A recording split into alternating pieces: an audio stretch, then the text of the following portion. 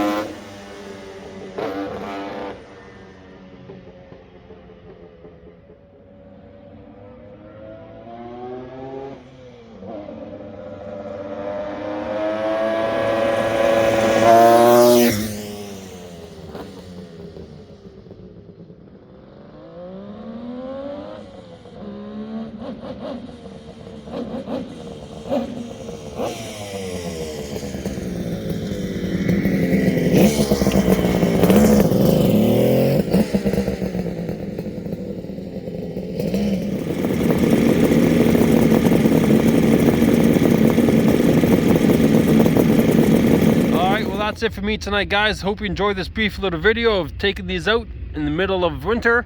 It doesn't quite look like it here right now, but typically this yard would be covered in snow, so I thought I'd take advantage of the warm day and take them out for a ride. Hope you enjoyed. As always, guys, please ride safe.